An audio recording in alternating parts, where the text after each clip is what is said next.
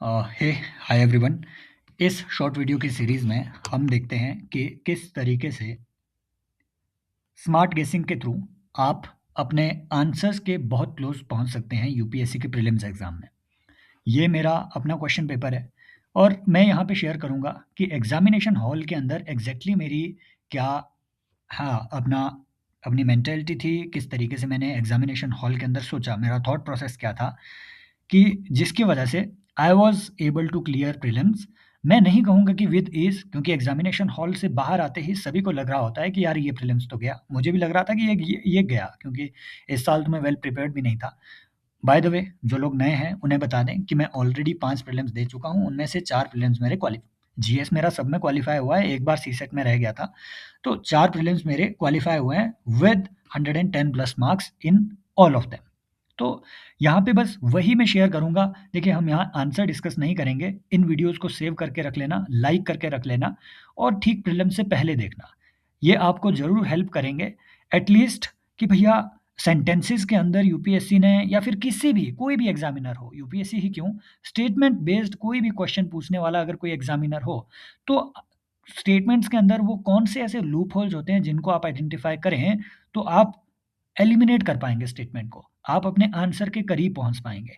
तो यहाँ आंसर्स गलत भी हो सकते हैं, हम यहाँ ठीक और गलत नहीं देखेंगे, हम यहाँ देखेंगे कि थॉट प्रोसेस क्या है। इसीलिए ये पूरी है ना, ये मेरा रियल क्वेश्चन पेपर है, जो मार्क्ड है, ठीक है? और 2x स्पीड पे आप कर लीजिए, 1.5x या फिर 2x स्पीड पे। कुछ लोग कहते हैं कि मैं बहुत स्लो पढ़ाता हूँ। शुरू करते हैं।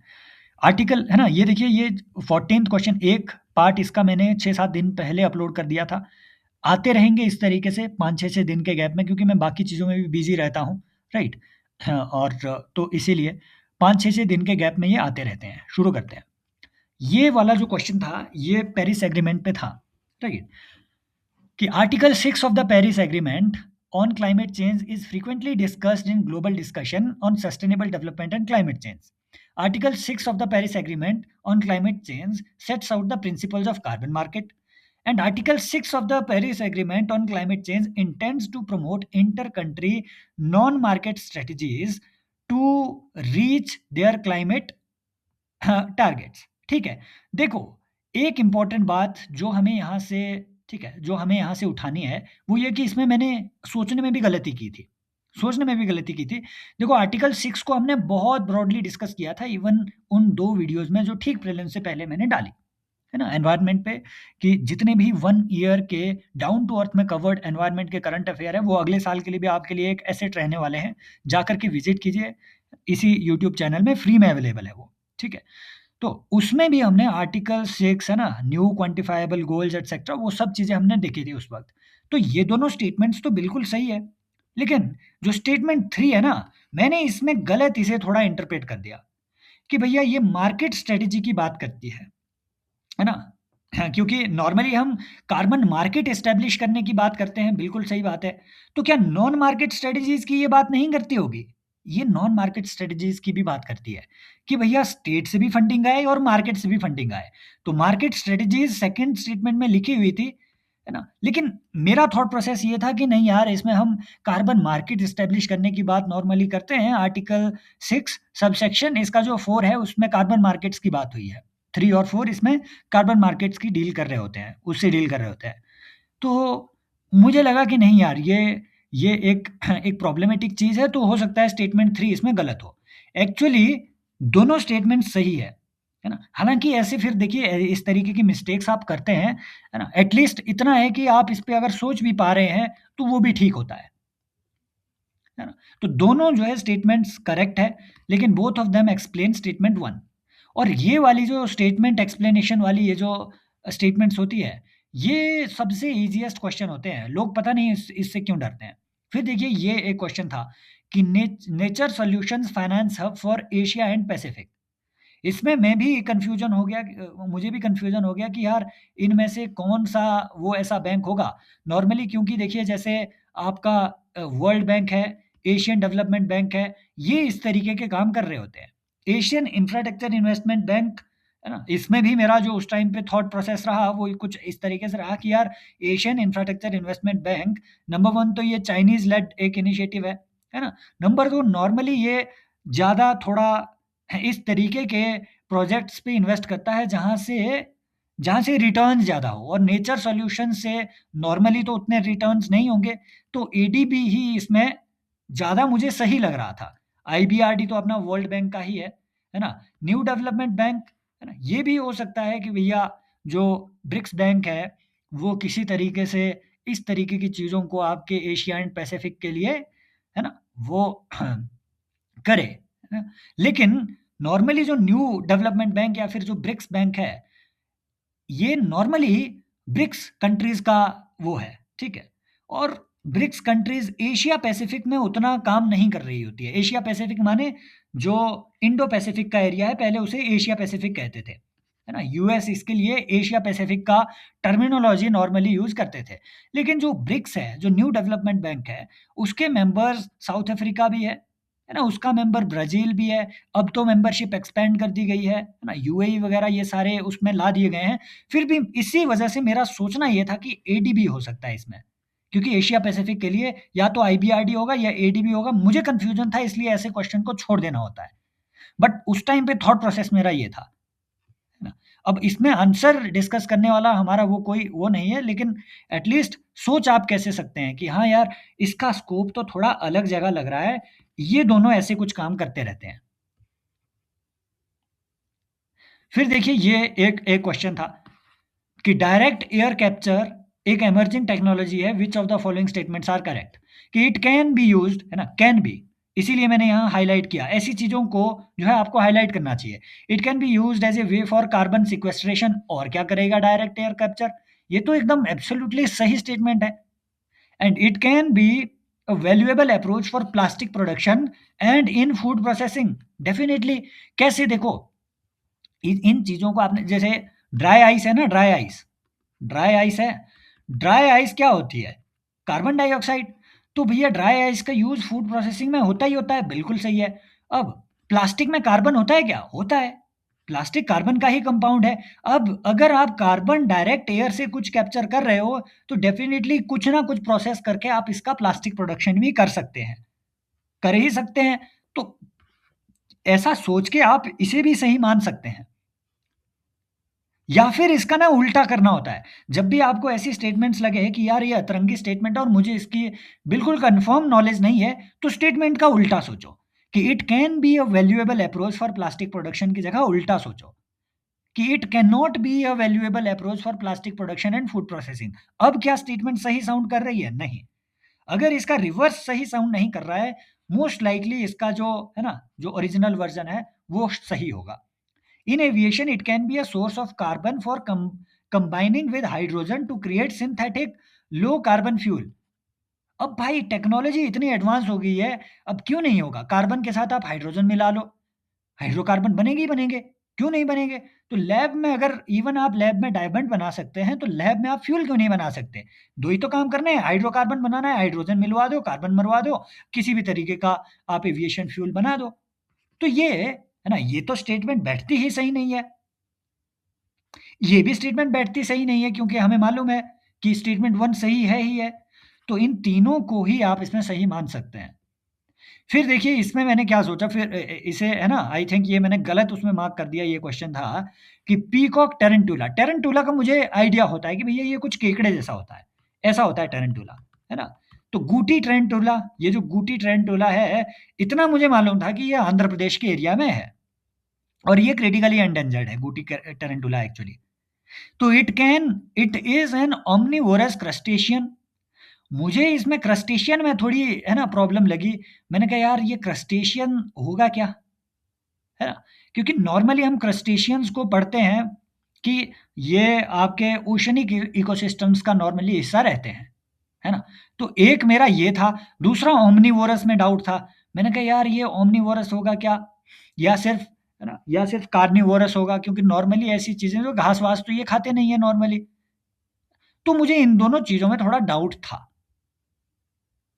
हालांकि फिर मेरा जो डाउट है वो इसमें गलत ही रहा कि it's natural habitat in is India only, इसमें मैं कंफर्म था। इसमें मैं कन्फर्म था कि सम फॉरेस्ट एरिया में ये मिलता है। इसमें मैं कन्फर्म था क्योंकि इतनी नॉलेज आपकी नॉर्मली होती है जब आप एनवायरनमेंट को पढ़ रहे होते हैं, तो ऐसी जो स्पीशीज़ है, वो आपको पता होता है कि ये एंडेमिक है इंडिया के लिए या आंध्र प्रदेश में पाई जाती है definitely. It is in its natural habitat, it is an arboreal species. इसमें भी मुझे डाउट था कि यार ये इसका जो है, ये पेड़ में रहती होगी क्या? आर्बोरियल नॉर्मली वो स्पीशीज़ होती है जो पेड़ में रहती होती है, ठीक है? तो मुझे ऐसा लगा कि यार ये केकड़ा है, नीचे रेंगता होगा, ये पेड़ में कैसे चढ़ता होगा और पेड़ में रहता होगा क्या? इसमें मैंने थोड़ा ओवरथिंक कर दिया। एक्चुअली ये आर्बोरियल स्पीशी है। एक्चुअली ये आर्बोरियल स्पीशी है। ऐसे में आपका थोड़ा कई बार थॉट्स थोड़े, है ना, आप ओवरथिंकिंग भी कर जाते हो। लेकिन एट लीस्ट ऐसा है कि इन 2 चीज़ों में मुझे सस्पिशन ज़रूर लगा कि यार इसमें यूपीएससी का एग्ज़ामिनर, क्योंकि ऑप्शन भी नीचे ऐसे थे ना कि एट लीस्ट एक तो एलिमिनेट करना ही था। तो ये तो एलिमिनेट हुआ ही हुआ, क्योंकि यहाँ 2 अलग-अलग फैक्ट लिखे हुए थे और ये बड़ा ईज़ी था कार्निवोरस से ओमनिवोरस कर देना एग्ज़ामिनर के लिए। तो ये पहला एलिमिनेशन तो ठीक रहा, लेकिन इसमें मैंने थोड़ा ओवरथिंकिंग कर दिया कि यार ये पेड़-पौधे पे रहती होगी क्या? क्योंकि नॉर्मली मैंने देखा हुआ है केकड़े-वेकड़े, ये अब इतना भी मैंने नहीं सोचा, केकड़े मान लो अगर ये केकड़ा ही है, तो ये दीवार पे चढ़ता होगा, है ना? चढ़ते हैं, तो ये पेड़ पे क्यों नहीं रहेगा? रहते होंगे। तो है ना? इसमें लेकिन थोड़े ऐसे डाउट रहे, तो ये अपना क्वेश्चन उस वजह से गलत हो गया। फिर देखिए ये क्वेश्चन कि carbon dioxide emissions in India are less than 0.5%, है ना? इन 2 पेजेज़ में मेरे क्वेश्चंस काफ़ी गलत भी हुए हैं कि carbon dioxide CO2 emissions in India are less than 0.5% CO2, less than 0.5 ton CO2 per capita. मैंने कहा ये हो सकता है, क्योंकि per capita carbon dioxide emission के लेवल में देखो, एक बात ये भी समझो कि यूएसए और चाइना, चाइना इनफैक्ट सबसे ज़्यादा कार्बन एमिटर है। लेकिन यूएसए का पर कैपिटा कार्बन एमिशन जो कि सेकंड हाईएस्ट एमिटर है, वो चाइना से ज़्यादा है पर कैपिटा। लेकिन अगर अगले बार वो आपसे सवाल बनाए कि यूएसए और चाइना क्या highest carbon emitters, per capita carbon emitters में आते हैं? ना, ये टॉप 10 में भी नहीं है यूएसए पर कैपिटा के मामले में। पर कैपिटा के मामले में ये कंट्री जैसे मान लो बहरीन वगैरह हो गया, है ना, गल्फ की कंट्रीज़ हो गई, ये कंट्रीज़ ज़्यादा एमिशन करती है पर कैपिटा के मामले में। इंडिया का तो नंबर ही नहीं है, इंडिया बहुत नीचे रैंकिंग में है, आई थिंक 30, 30, 40 रैंक में है। तो ये मुझे लगा कि हाँ, ये स्टेटमेंट तो सही होगी है, क्योंकि इंडिया का बहुत कम कार्बन एमिशन है per capita. In terms of CO2 emissions from fuel combustion, India ranks second in Asia Pacific region. मैंने कहा यार, ये मुझे थोड़ा डाउटफुल लगा कि यार एशिया पैसिफिक रीजन में यूएसए भी आ रहा है, चाइना भी आ रहा है। अब यूएसए और चाइना, ये सेकंड हाईएस्ट, ये दोनों हाईएस्ट और second highest per capita emission emitter, highest और सेकंड हाईएस्ट एमिटर्स हैं एशिया पैसिफिक रीजन में। तो इंडिया सेकंड होने में इंडिया का चांस थोड़ा खराब है। लेकिन एक्चुअल में ये थॉट प्रोसेस भी अपना थोड़ा गलत गया। बट आपको सोचना ऐसा ही होगा, मैं आपको सही में बताऊँ, क्योंकि ऐसे क्वेश्चन जो इतने फैक्चुअल है, वो लोग गलत भी करेंगे, लेकिन एट लीस्ट हो सकता है कि ये थॉट प्रोसेस आपको अगले साल थोड़ा किसी और चीज़ में हेल्प कर जाए। अगला कि electricity and heat producers are largest sources of CO2 emissions in India. मैंने कहा हाँ यार, कार्बन डाई है ना, कार्बन का सबसे ज़्यादा आप कार्बन कंपाउंड्स या फिर हाइड्रोकार्बन्स का और कोल एटसेट्रा का आप सबसे ज़्यादा यूज़ कहाँ करते हैं? पावर प्लांट में। तो पावर प्लांट में सबसे ज़्यादा एमिशंस होंगे ही होंगे। तो 1 एंड 3 सही था, एक्चुअल में 2 भी सही था। समझ रहे हो? अब अगेन मेरा यहाँ पे जो सोचने का वो तरीका था, वो बस ये था कि सेकंड हाईएस्ट जो इंडो पैसिफिक, है ना, ये जो यहाँ पे टर्म यूज़ की गई है, नंबर 1 तो वो इससे मैच नहीं खा रहा कि हो सकता है यूएसए और चाइना ऊपर हो, क्योंकि ये एमिशन भी ज़्यादा करते हैं, ओवरऑल एमिशन भी ज़्यादा करते हैं। लेकिन सोचना यहाँ पे ये भी ज़रूरी था कि चाइना और यूएसए, है ना, फ्यूल कंबशन, जो फ्यूल कंबशन है, उससे ज़्यादा जो एमिशन नॉर्मली इनका होता है, CO2 एमिशन इनका जो होता होगा, वो डेटा सेंटर वगैरह से आता होगा। क्योंकि इनमें डेटा सेंटर्स बहुत बने हैं, टेक्नोलॉजीज़ बाकी टेक्नोलॉजीज़ ज़्यादा है ना, इनकी रहती है। तो फ्यूल कंबशन नॉर्मली जैसे मान लो गाड़ियों में फ्यूल कंबशन हो गया, घरों में फ्यूल कंबशन हो गया, उसमें इनकी जो एवरेज है या रेशियो है, वो इंडिया से कम होती होगी। क्योंकि इलेक्ट्रिसिटी प्रोडक्शन में इन ये ज़्यादा फ्यूल का यूज़ कर रहे हैं या फिर इलेक्ट्रिसिटी प्रोडक्शन में ये ज़्यादा कोल का यूज़ कर रहे हैं। वहाँ से इनका ज़्यादा CO2 एमिशन आ रहा है, रादर देन फ्यूल कंबशन। तो उस वजह से इंडिया सेकंड हाईएस्ट यहाँ पे रैंक कर जाता है ना? फिर इसका मुझे ज़्यादा आइडिया नहीं लगा, है ना, कि कसावा, जिंजर इनमें से कौन कैसा है? कि हर चीज़ का आपको पता होना भी नहीं चाहिए। अब देखो पपीते पे, पपाया पे इन्होंने फिर से सवाल पूछ लिया। ये 23 में भी इन्होंने एक बार सवाल पूछ लिया था, है ना? स्पिनक वगैरह हो गया, पालक पे एक बार इन्होंने सवाल पूछ लिया कि क्या ये नाइट्रोजन फिक्सर है? इस बार थोड़ा ज़्यादा ये नीचे डीप चले गए कि हर्बेशियस क्लाइंबर इनमें से कौन होगा?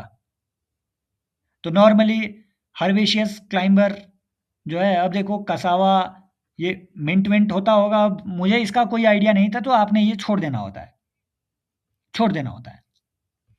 राइट? फिर with reference to planet earth, ये है, यहां से शुरू होता है जहां पे आपकी गैसिंग शुरू होती है कि rain forest produce more oxygen than that produced by oceans. ये आपकी स्टेटमेंट गलत है, इस्टेब्लिश्ड रूप से गलत है। क्यों? क्योंकि देखो, ये जहां पे भी ऐसे इमोजी लगे हुए हैं ना, ये हमने अपने PYQ रिसर्च प्रोग्राम में एक्सप्लिसिटली कवर किए हुए हैं। हमें मालूम है कि भैया ओशंस में डायटोम नाम के जीव होते हैं, डायटोम्स। बाकी साइनोबैक्टीरिया बैक्टीरिया को तो छोड़ो, डायटोम ही, अकेले डायटोम्स ही, ये ऐसी एल्गी होती है जो जिनमें सिलिकेट है ना, सिलिका का बाहर से लेयर चढ़ी होती है। तो अकेले डायटोम ही ओवर 50% ऑफ ऑक्सीजन दुनिया की प्रोड्यूस कर रहे हैं। तो रेन फॉरेस्ट को तो छोड़ो, रेन फॉरेस्ट डायटोम को भी बीट नहीं करते हैं। और ये हमने अपने PYQ रिसर्च प्रोग्राम, हमारा देखिए फ्लैगशिप इनिशिएटिव है, आज से नहीं हो रहे हैं, अब तो देखिए मार्केट में बहुत आ गए हैं यूट्यूब में, है ना? आपको बहुत सारे मिलेंगे कि फ्रेमवर्क डिस्कस कर लेंगे, गैसिंग डिस्कस कर लेंगे। भाई हम यहाँ गैसिंग वुसिंग कुछ नहीं डिस्कस करते हैं। सबसे इम्पोर्टेंट जो चीज़ है वो आपका रिवीजन होता है, वो करंट लिंकेज होता है और वो PYQ प्रैक्टिस होता है। तो यहाँ आपके प्रैक्टिस को कंटेंट के साथ इंटीग्रेट करके, प्लस जो ट्रिक ट्रुक है जितनी समझ में आती है वो ट्रिक्स भी यहाँ डिस्कस होती है। जैसे हम यहाँ है ना इस टाइम इस वीडियो में देख रहे हैं, वो भी बीच में डिस्कस होती है। फ्रेमवर्क्स वो भी इसमें इंक्लूडेड होते हैं। मेन काम है कि भैया GS का रिवीजन का एक मॉड्यूल ऐसा बनाया जाए जिसमें आप PYQ साथ में करें, करंट लिंकेजेस उसमें हो, प्रीलिम्स के MCQ प्रैक्टिस उसी में हो, PYQs के थ्रू रिवीजन ओरिएंटेड सारी वीडियोज है। और भाई हर साल 30 से 40 क्वेश्चन यहाँ से हिट रेशो हमारा रहता है। और सिर्फ 4,000 है ना, 4,000 कुछ भी नहीं होता है। देखिए मुझे भी अगर ये सब चीज़ें अपनी चलाए रखनी है तो डेफिनेटली मुझे भी कुछ है ना हाँ, रहते होंगे, फाइनेंशियल नीड्स रहती होंगी, इसीलिए ये इतना रखा हुआ है। आप 4,000 में इस कोर्स को परचेज कर सकते हैं। पहले अपने कूपन कोड चलते थे, अब लेकिन क्योंकि एक्सपायर हो गए न्यू ईयर का कूपन वगैरह, तो अगर आप लेट देख रहे हैं तो वो कूपन से ना, जो अपना NY आई थिंक 20 या 25% का कूपन कोड था, वो अब इनवैलिड हो गया है। तो आपको ये 4K में ही लेना पड़ेगा। लेना चाहते हैं तो एज सुन एज पॉसिबल आप 26 के लिए ले लें, है ना? और ये पूरा आपका रिवीजन ओरिएंटेड मॉड्यूल है, आपको कहीं दूसरी जगह जाने की ज़रूरत नहीं पड़ेगी। कि भैया marine phytoplankton and photosynthetic bacteria produce about 50%, ये तो एकदम डायरेक्ट है भाई, जो हमने डिस्कस किया था एग्जैक्टली ये इधर पेपर में आ गया। And well oxygenated surface water contains several folds higher oxygen than that in the atmospheric air. भाई पानी के अंदर एटमॉस्फेरिक, देखो एटमॉस्फेरिक एयर में आपको कितना परसेंटेज ऑफ ऑक्सीजन मिलेगा, ये भी थॉट प्रोसेस का ही हिस्सा है। 21-22% नॉर्मली आपका रहता है, अब थोड़ा रिड्यूस हो चुका होगा कार्बन डाइऑक्साइड के ज़्यादा आने की वजह से। समझ रहे हो? अब पानी में इतना आ सकता है क्या? मान लो ये ग्लास ऑफ वाटर है, आप इसको ऑक्सीजनेट कर दो, आप क्या इतनी ऑक्सीजन डाल दोगे क्या पानी के अंदर? और ये ऑप्शन भी तो आपको यही कह रहे हैं कि अगर एक गलत है तो ये डी सारे गलत हो जाएंगे। ऑप्शन एक को एलिमिनेट कर दो, एलिमिनेशन ऐसे काम करता है। ऑप्शन वन का अगर आपको पता है ना, तो बस ये सारे बाकी एलिमिनेट हो जा रहे हैं, थर्ड का तो आपने सोचना भी नहीं था। यूपीएससी का एग्जामिनर आपको हेल्प कर रहा होता है। फिर देखिए ये एकदम रद्दी सा सीधा सीधा क्वेश्चन था राजा राम मोहन रॉय पे कि भैया he possessed great love and respect for traditional philosophical systems of East. बिल्कुल। अरे भाई बिल्कुल, तभी उन्होंने ब्रह्म समाज बनाया होगा, तभी उन्होंने वेदांत की फिलॉसफी अपनी दी होगी, philosophical system of east, वेदांतिक system के लिए उन्होंने, अरे तभी तो उन्होंने ये सारे इनिशिएटिव लिए। He desired his countrymen to accept rational and scientific approach and principle of human dignity, social equality of all men and women। बिल्कुल, इसी चीज के लिए उन्होंने पूरी जिंदगी अपनी फाइट की। तो ये सब चीजों में ये तो बिल्कुल एकदम रद्दी सा क्वेश्चन था, है ना। कोई भी इसमें इसमें और ट्रिक क्या मैं बताएं।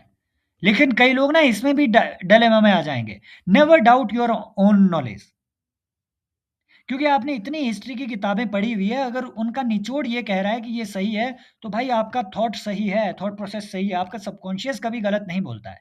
एग्जामिनेशन के अंदर एक ऐसी चीज को जिसमें पहली बार आपको लगे कि हाँ ये सर्टेनली आंसर है, उसे रीथिंक करके एलिमिनेट मत कर देना कि इसमें कोई ट्रैप होगा। ये भी एक बड़ा ट्रैप होता है, साइकोलॉजिकल ट्रैप है। बड़े लोग इसकी वजह से मरवा जाते हैं अपना पेपर। फिर नॉन कोऑपरेशन प्रोग्राम पे देखिए, ये एक उम्दा क्वेश्चन था कि boycott of social law court and foreign cloth, ये नॉन कोऑपरेशन का हिस्सा है क्या?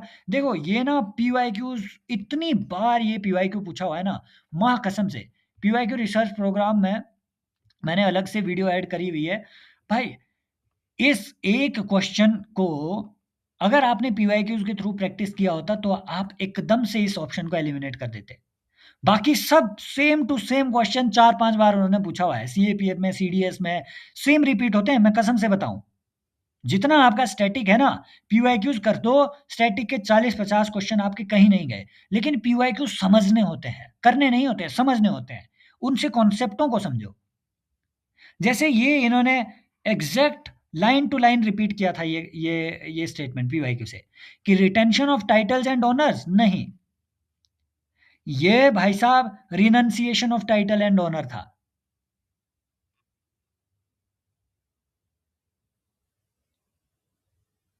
समझ रहे हो? तो टाइटल एंड ऑनर को रिनंसिएट करना जरूरी था। तभी तो गांधी जी ने अपना जो, हाँ, जो टाइटल था, अम, क्या कहते हैं उसे,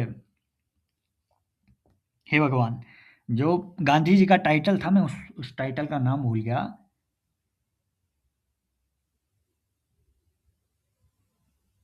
अम,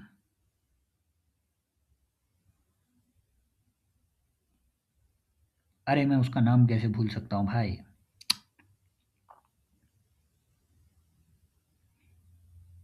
अरे उसका वो कुछ ऐसा नाम था कि हिंदुस्तान के राजा, इस तरीके से वो है ना। अ,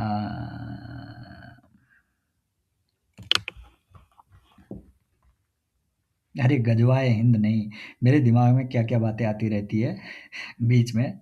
लेकिन हाँ, कई बार ऐसा हो जाता है आपकी पढ़ाते पढ़ाते, कई बार है ना, मेमोरी। सरताज ए हिंद कुछ ऐसा नाम था।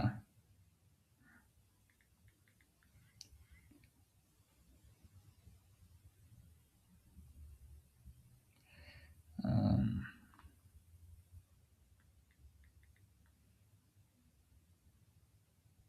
केसर हिंद यार, एम्परर ऑफ इंडिया, वही ना, किंग ऑफ इंडिया, केसर हिंद। तो इन्होंने जलियांवाला बाग मैसेकर के बाद केसर हिंद को तभी तो इन्होंने रिनंसिएट किया, यही उनका प्रोग्राम था। ठीक है, तो इसे एक ऑप्शन एलिमिनेट करके बाकी तो एकदम अलाइंड थे सारे कि strict non violence, Gandhi ji का यही प्रोग्राम था। पंचायत के थ्रू, अब गांधी जी, एक बात और है आपको पता होना चाहिए, यहाँ से अगली बार वो सवाल ये बना सकता है कि गांधी जी पंचायती राज के सपोर्टर थे क्या? बिल्कुल सही बात है। अंबेडकर थे क्या? नहीं, ये पता होना चाहिए। अंबेडकर जी नहीं चाहते थे कि पंचायती राज शुरुआती दौर में भारत में आए, क्योंकि उनका मानना ये था कि ब्राह्मणवादी व्यवस्था में जो पंचायती राज होगा, उसको ब्राह्मण कंट्रोल कर जाएँगे, दलितों के लिए उसमें कुछ नहीं बचेगा। सिंपल सी एलिमिनेशन इसमें आपने लगानी। अब देखो ये पीवाईक्यू है। पीवाईक्यू है कि भैया ये एक लार्ज व्हील था जो कि earthen pot tied to each others, है ना? ये इरिगेशन के लिए यूज़ होता था, अरगहत्ता। बहुत बार पूछा हुआ है पीवाईक्यू। आप मुझे कमेंट सेक्शन में बताएँगे कि जो मिताक्षरा लॉ है, मिताक्षरा लॉ और दया भागा लॉ, दया भागा, ये मिताक्षरा और दया भागा जो फिलॉसफी है, इनमें डिफरेंस क्या है? 2 डिफरेंस आपने बताने हैं। नंबर 1, इनमें प्रिंसिपल्स के डिफरेंस क्या है? पहले तो बताना है कि ये किस चीज़ से डील करता है। दूसरा, इनके प्रिंसिपल्स के डिफरेंस क्या है? दूसरा, इनके रीज़न कि कौन से रीज़न में कौन-सा लॉ चलता है, इसके डिफरेंस क्या है? फिर देखो ये पीवाईक्यू है। मत्त विलास प्रहसन, विचित्र चित्र, है ना? गुण भरा, अगली बार फिर से ये आ सकता है कि विचित्र चित्त, मत्त विलास प्रहसन, गुण भरा ये क्या था? और विचित्र चित्त तो इन्होंने बाद में सीडीएस 2 में भी पूछ लिया। और मैंने ये इधर गलत मार दिया। मैं इसी में कंफ्यूज हो गया कि महेंद्र वर्मन था या नरसिम्हा वर्मन था। इनफैक्ट ये 2024 के मेंस में ये सवाल आया हुआ था।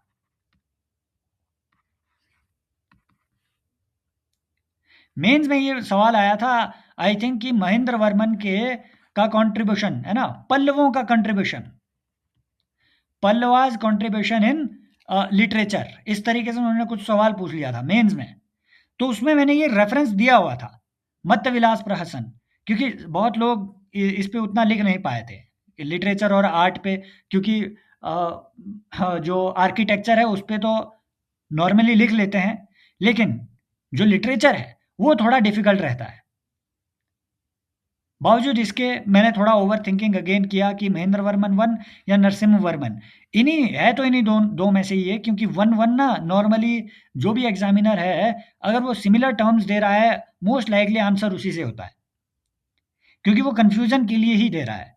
ये वर्मन वर्मन कंफ्यूजन ये था कि महेंद्र है या नरसिम्हा है, तो महेंद्र वर्मन 1 था। फिर देखिए ये एकदम लड्डू क्वेश्चन था ये तो, है ना? फाहियान कब आया? कई लोग इसमें भी ह्यून सांग में और फाहियान में कंफ्यूज हो जाते हैं कि गुप्त के टाइम पे क्या आया। तो E F G H, F पहले आता है, एच बाद में आता है। तो अब आप मुझे बताएंगे कि ह्यून सांग ने कौन सी बुक लिखी, कब ये आया, फाहियान ने कौन सी बुक लिखी और ये कब आया। ठीक है, तो ये हमारे पीवाईक्यू। देखो मैं अगेन आपको यही कह रहा हूँ, ये तो कुछ फैक्चुअल से स्टेटमेंट थे, आगे जब हम देखेंगे तो उसमें बहुत सारे ऐसी चीज़ें थी जो कि आपको, है ना, आप एलिमिनेट कर सकते थे, एलिमिनेशंस का यूज़ करके, थोड़ी स्मार्ट गेसिंग का यूज़ करके, हाँ, आप आंसर के करीब पहुँच सकते थे। अब क्योंकि ये बहुत फैक्चुअल जैसी चीज़ें थी, तो इसमें हम उतना आज नहीं देख पाए कि थॉट प्रोसेस कैसे हेल्प करेगा।